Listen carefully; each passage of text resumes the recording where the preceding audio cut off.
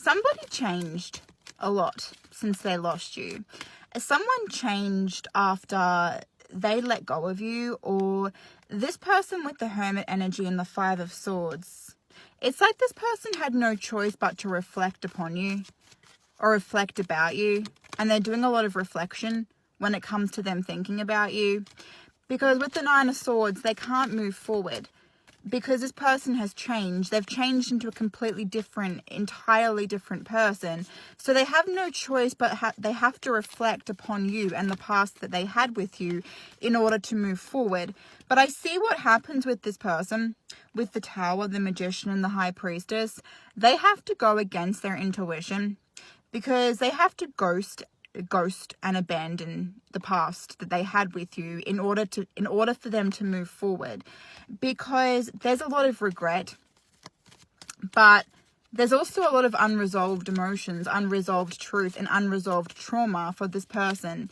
And they only discovered it in your absence. They only discovered it when they were silent.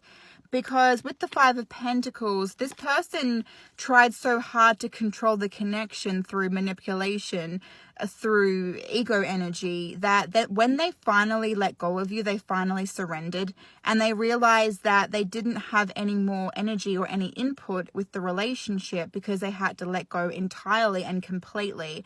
So now this person's kind of realizing that in order to get over you, they actually have to reflect. They have to go back and they have to think upon the past that they shared with you. But what they're doing is they're ghosting and abandoning the past, because they're realizing with the High Priestess that when they actually let you go, they didn't listen to their intuition, because this was always supposed to be a soulmate connection, but they went against the soulmate connection because they were unhealed. They weren't ready for you when you came into their life. They were unprepared.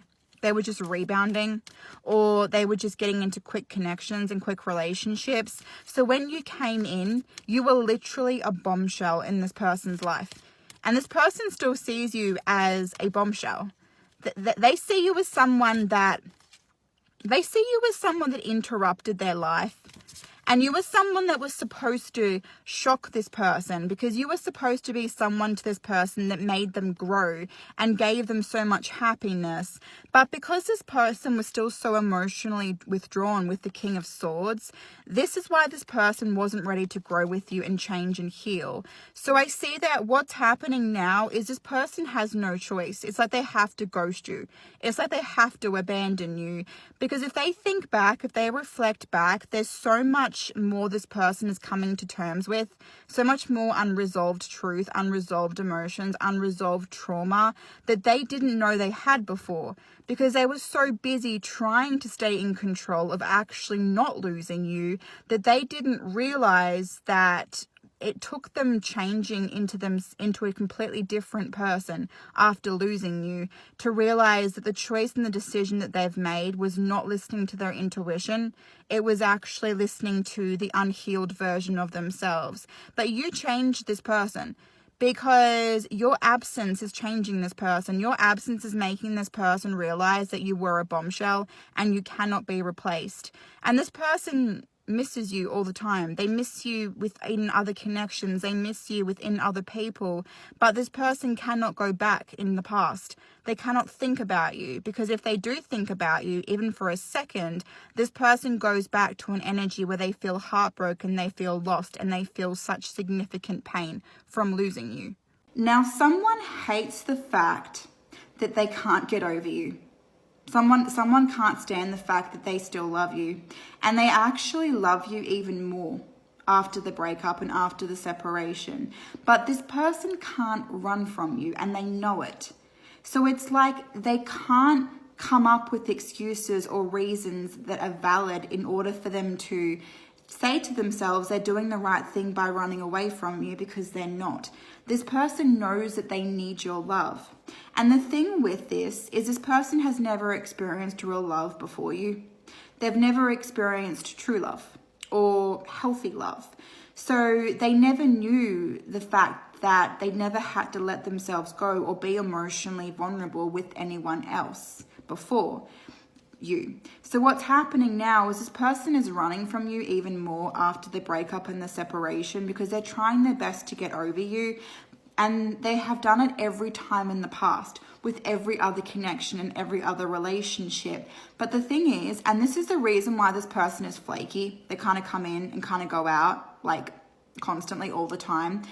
It's kind of like they're trying to test the boundaries to see what you do. They're kind of trying to test the limits. But at the same time, the reason why they're doing this is because this person is trying to move on from you in the same way they've done for everyone else, but they can't, because they can't deny the fact that they need you. Your love makes this person feel safe, feel secure, and feel balanced. And every single time this person walks away from your love, it makes this person realize that they need to come back because they need you. Your love makes this person feel secure and feel balanced. So when they don't have your love, they feel all of the opposite of that. They feel insecure. They feel imbalanced with this energy, and they can't. It's like this person, they try so hard to even control their emotions when they're around you, or they try so hard to control the connection at any stage, but it's like they can't. They know they have to let go. They know that they can't control this. They know they can't love bomb this. They know they have to kind of give in to you and surrender to you and allow you to kind of be the ones that initiates conversation or initiates communication again. Because in the past, this person they were being controlling with your reactions and your responses and the way they wanted you to react, because this person has always been scared of your love. But they've always been in control of your love, or so they thought. So this person thought that because they were always in control of your love, they were never emotionally vulnerable to begin with. But this person is realizing that by them running, this is them being emotionally vulnerable. And the thing is they were scared to do it in the first place.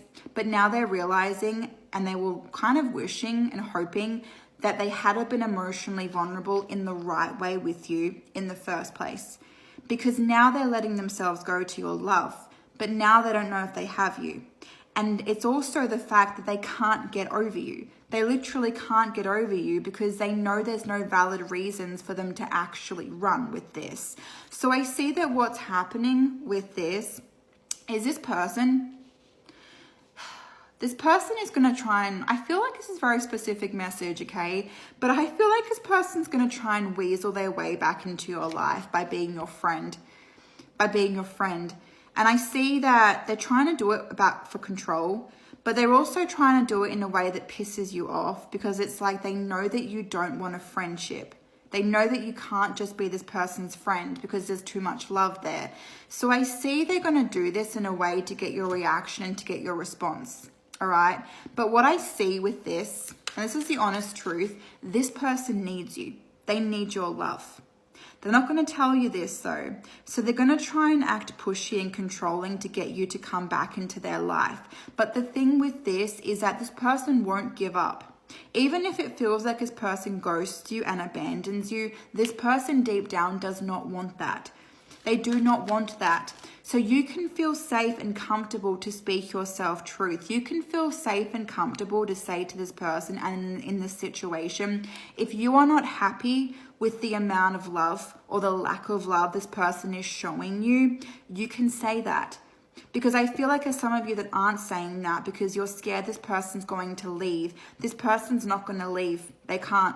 They're going to keep coming back and leaving with this. Okay, now I feel like between you and this person, this is most definitely probably a twin flame situation, okay? But I see that with this energy, with the future, with you moving forward with this person, the Ten of Cups, there it is. There's emotional intimacy between you and this person. There's the Ten of Cups energy, okay? But this person needs to get over their ego. They also need to get over their energy and stop abandoning you and ghosting you to try and get a reaction or to try and gain control of this situation, okay? This person clearly loves you, but they're just behaving emotionally immature about the separation or the breakup, and they're trying to stick it to you. But it's clearly obvious that this person still loves you. They're not over you, and they don't want to be over you. Their intuition was saying, do not move on to someone else, but they ignored it. They ignored it. Now, they ignored the fact that it was like the passion and the infatuation and all of the emotions were still very much there. But it's like this person didn't even try or bother to like win it back. So I see that what happened is you strongly thought this person was actually pulling away, but they gaslighted you over it because they made you feel like you were wrong. And I feel like you believed this person because you loved them. You wanted to give them a second chance. You didn't want to lose them. But what came after this moment, right, was utter shock with the Tower. And the reason why it was utter shock, there's so much disappointment, was because they led you on. But here is the thing, and this is the energy with being gaslit, is it's like they made you believe that you were wrong.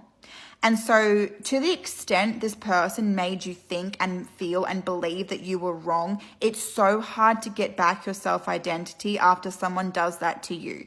Because you lost your emotional vulnerability to this person because you loved them. You didn't want to lose them. You gave this person second chance after second chance, and they still broke you every single time. Now, I see that when it comes to this situation, when it comes to this person, a lot about what you're annoyed about is the fact that this person actually stopped you from bringing someone in that did love you. But the thing is you thought they did love you, and you thought you were the one that got their emotions and their feelings wrong. So you gave this person a second chance. But now you kind of feel like a fool. Now you feel kind of like, you kind of feel this energy where it's like you feel like an idiot yourself, because you feel like, you know, you put so much trust in this person and you feel like you should have known better, or you should have known what was actually happening. But at the end of the day with this energy, this person really did gaslight you. And I'm not talking just a little bit of gaslighting. I'm talking about a gaslighting where they really made you feel that you were wrong about how you were thinking, about what they felt and what they were doing. Now I see the 10 of Wands, the 2 of Pentacles, all of that desperate energy and desperate attempt was this person's way of keeping you because they didn't have anything else. They didn't have anybody else. They didn't want to move on to someone else. They didn't want to try and rebound to someone else if they didn't have someone else, because they knew at a certain point that they would end up missing you, which they are, which is absolutely 110% karma. And don't you ever take this person back, by the way, but it's 110% karma for this person. Because the thing is with the Queen of Pentacles is that not only did they miss their shot with you, but they underestimated you so much, because they thought because they gaslit you so much, they took away your power, that they had perfect control of you. But then with the King of Cups, they're just rebounding. Simple connections. They're just rebounding with people that are going to actually end up leaving them. Because here is the thing, and here is the kicker, their heart still belongs to you. All of the rebounds, all of these people this person's going to move on to, they are going to feel and know that their heart still belongs to you. But this person's still going to be in denial about it. They're still going to move on to person and to person, trying to forget how they feel, trying to replace you with someone else, and they're really going to struggle. But at the end of the day, the thing that's really going to get to this person and is really going to get on this person's nerves is when they see you happy, thriving, being with somebody else that is giving you the love they knew they could give you, but they chose not to, because they chose to believe